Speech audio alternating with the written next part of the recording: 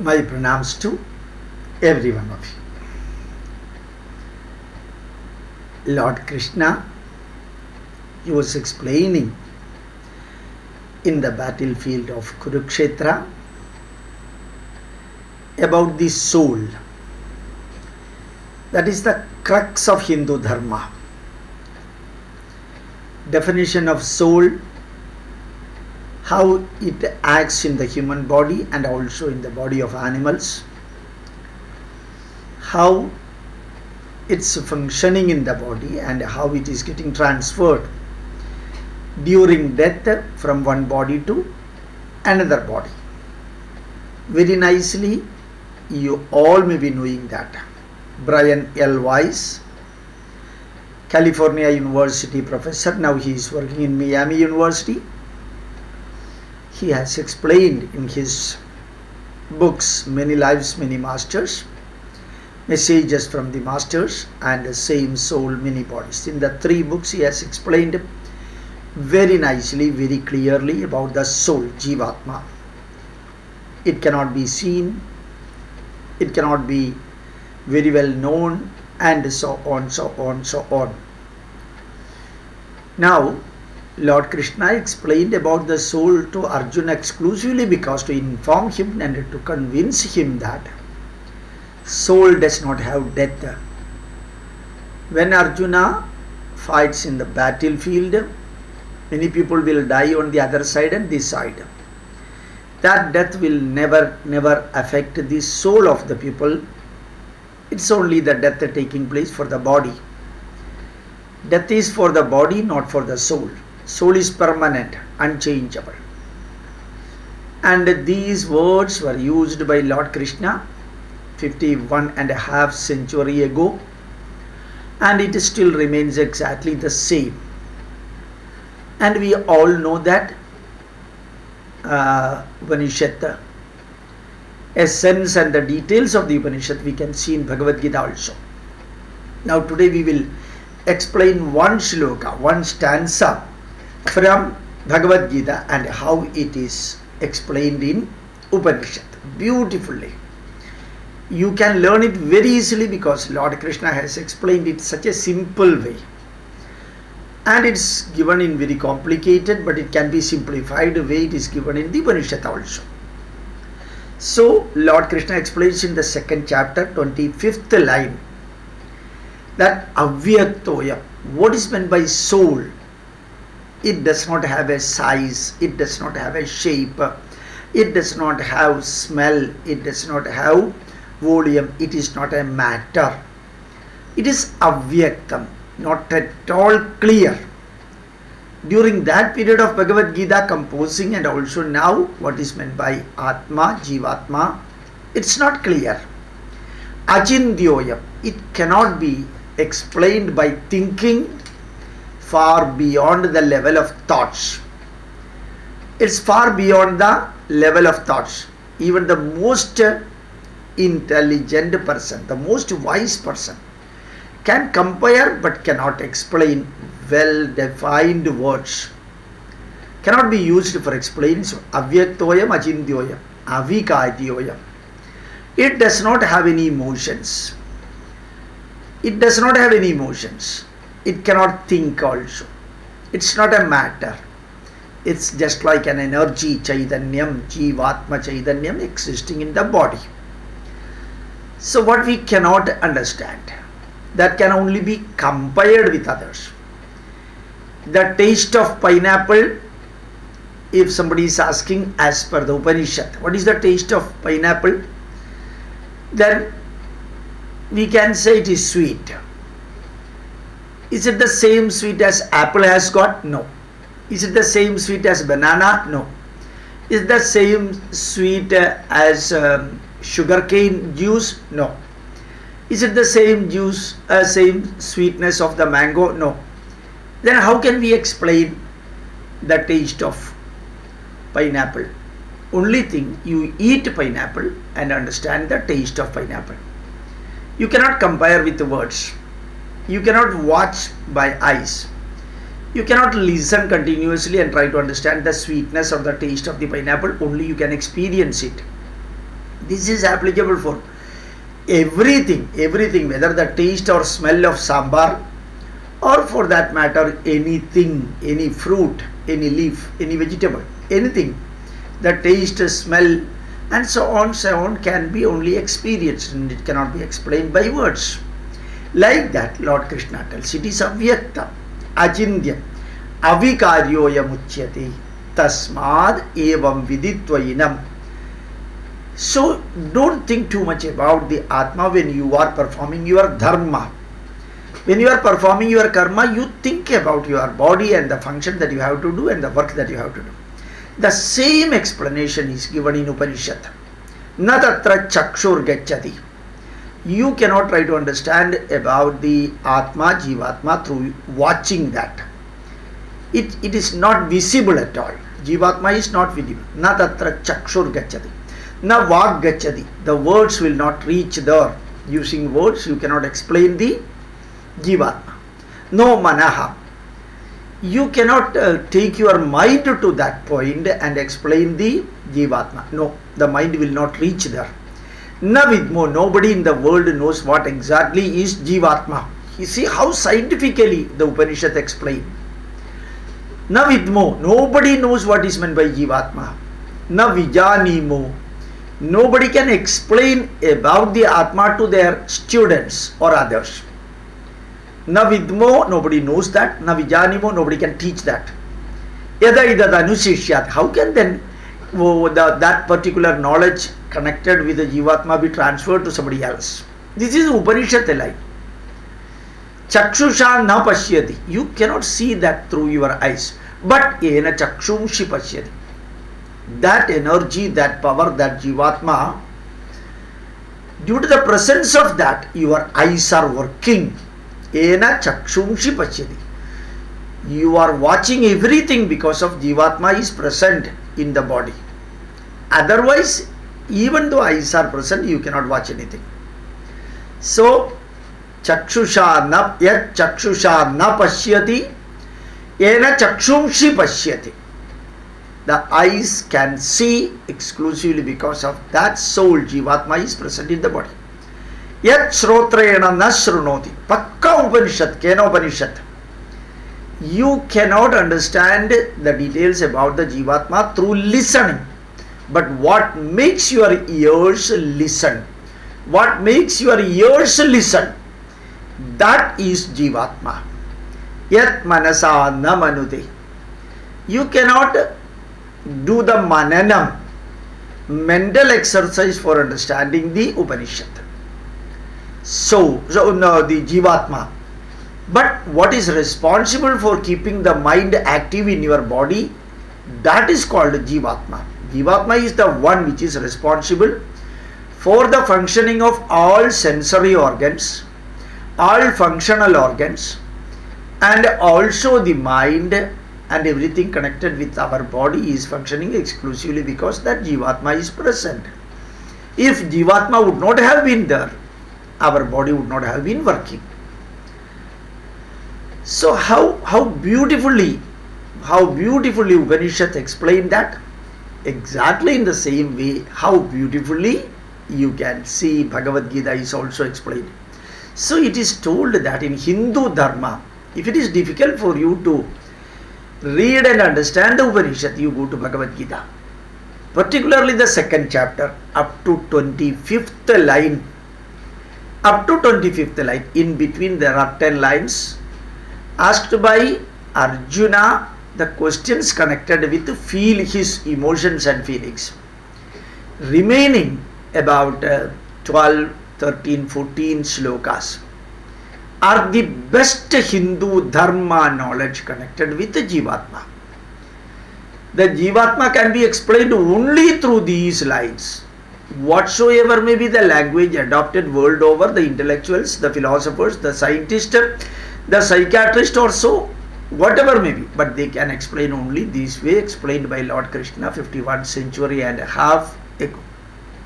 Now, this Jeevatma is present in the body.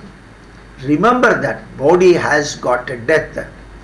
Lord Krishna explains about the Jeevatma and also body.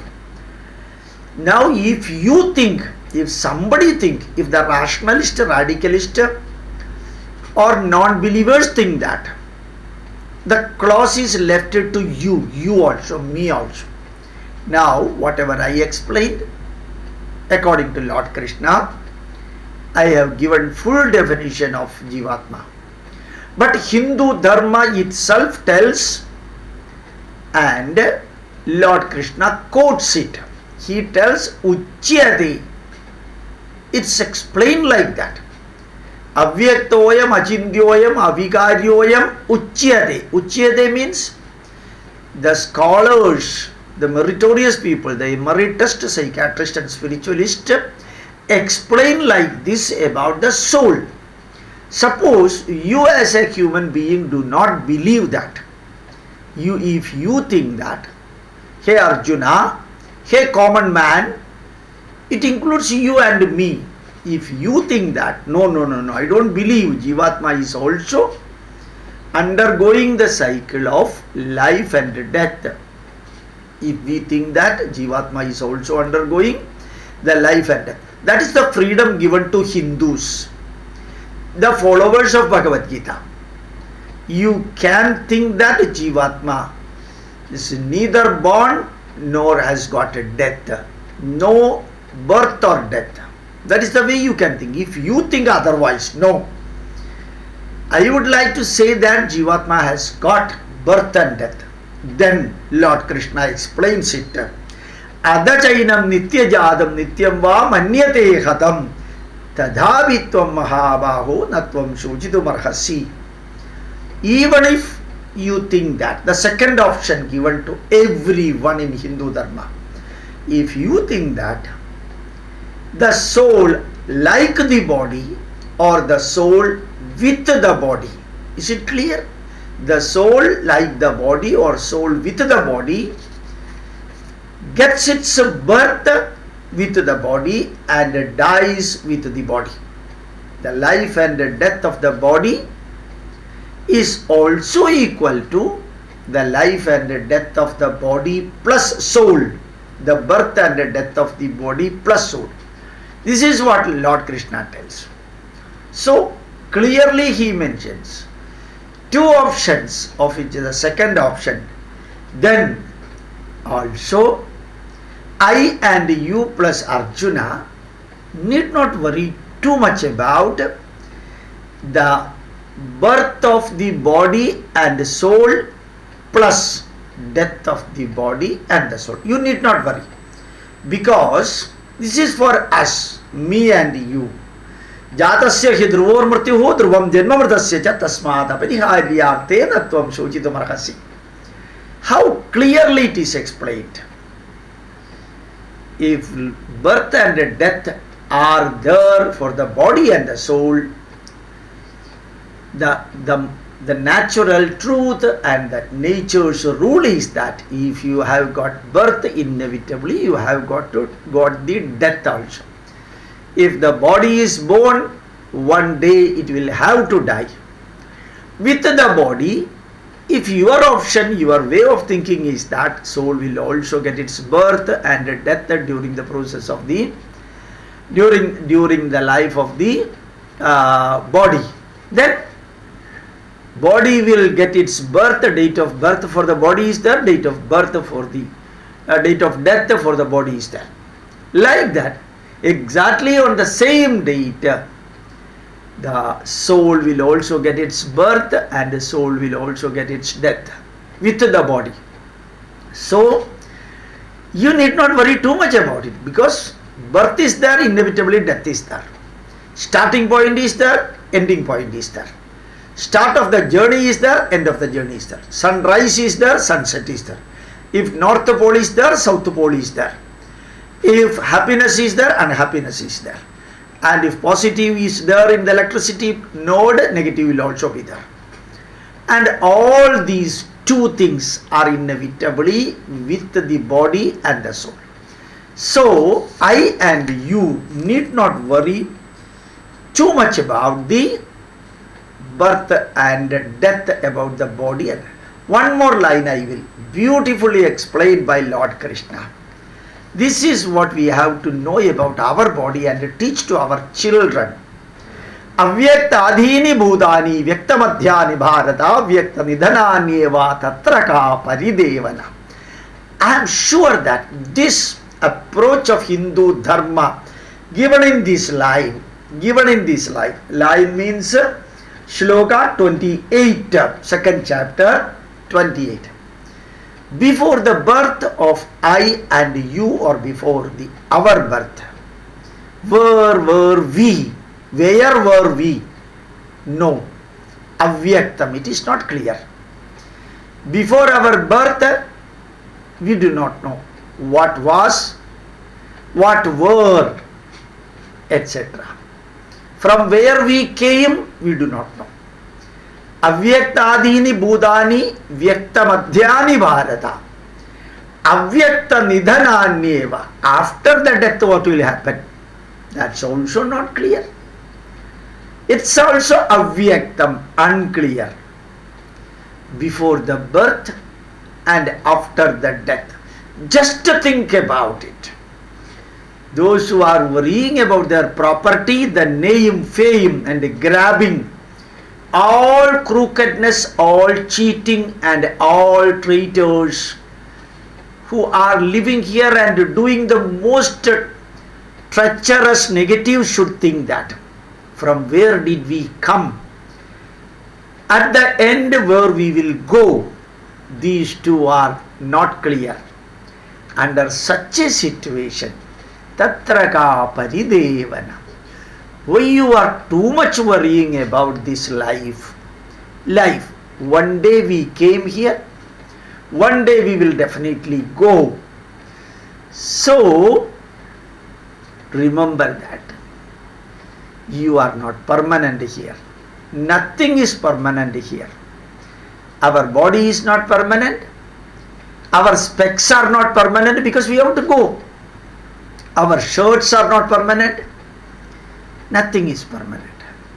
Tatra ka paridevana. Why we are bothering too much about the life? Live just like that. 1.2 million type of animals, of which one animal, human being is one animal. Other animals do not bother too much about it. They do not study Bhagavad Gita, they don't go to temple. Other animals do not do meditation. And those animals do not have so many hospitals. Allopathy hospital, homeopathy hospital, Ayurveda hospital, naturopathy hospital, and Siddha hospital, and so on, only for human beings. These animals do not even have God concept. Still they are facing all the positives and the negatives in the life and doing their dharma. Arjuna, they are doing their dharma as karma. But only human being doing all the negatives, all the wretched things. But Lord Krishna's message about Atma and also about our body, these are fundamental principles of Hindu Dharma. I am here focusing only Hindu Dharma through Lord Krishna's message. Remember that next slokas of the second chapter, many of them we will have to omit. We need not do it because taking the slokas and explaining Hindu Dharma, that is the only thing I am doing. Only for Hindu Dharma explanation I am using Bhagavad Gita. With these words, my deep gratitude for you all for listening these messages. My request, spread it, share it to as many non-Malayalis as possible.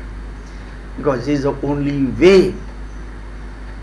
This is the exact way Brian L. Weiss explained it about the soul through many lives, many masters, messages from the masters, and also same soul, many bodies. Exactly what Lord Krishna said and exactly the most modern scientists said are the same. Again, pranams to you.